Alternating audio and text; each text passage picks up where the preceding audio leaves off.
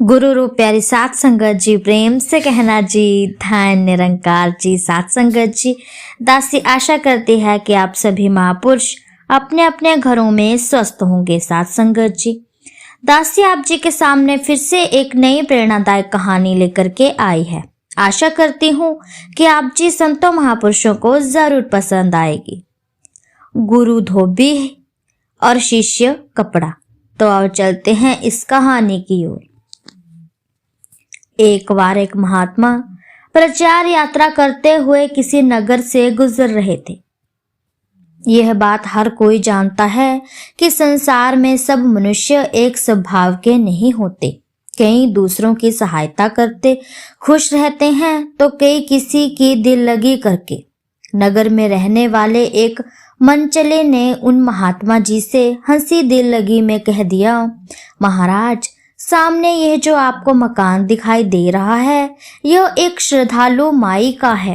वह माई संतों महापुरुषों की सेवा करके बहुत खुश होती है। महात्मा ने उसकी बात पर कोई विशेष ध्यान नहीं दिया और चुपचाप अपनी मंजिल की तरफ चल पड़े।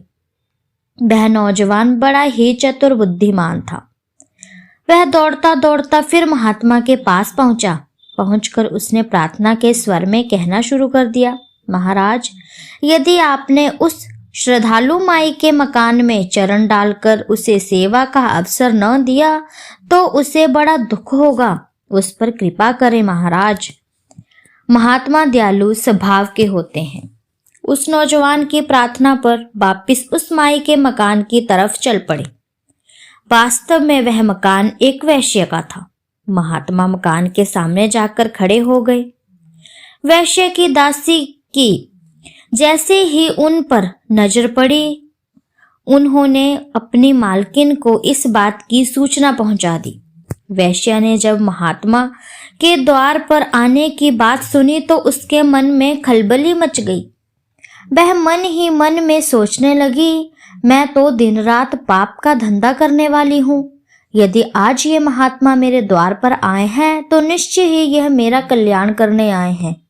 मुझे इस पाप की नगरी से निकालने आए हैं। यह सोचकर उसने घर में जो फल आदि पड़े थे उन्हें एक थाली में सजाया। फिर अपनी दासी को साथ लेकर तुरंत उस महात्मा के पास पहुंच गई।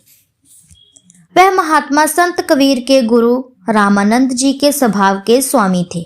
उन्होंने जैसे ही देखा कि यह तो वैश्य है, झट से चुपचाप वहां से चलने को हुए। वैश्य ने झटपट वह थाली अपनी दासी के हाथों में थमा दी और स्वयं उन महात्मा के चरणों में गिर पड़ी। रो रो कर उन्हें अपने घर में चरण डालने की प्रार्थना करने लगी। उसकी प्यार भरी पुकार से महात्मा का मन कुछ पसीसा, लेकिन वह वैश्य के घर में जाने की बात को किसी तरह भी पचा नहीं पा रहे थे। वैश्य ने महात्मा जी को दरवाजे के बाहर ही कुछ देर के लिए एक चौकी पर बैठने का निवेदन किया। महात्मा जी बैठ गए।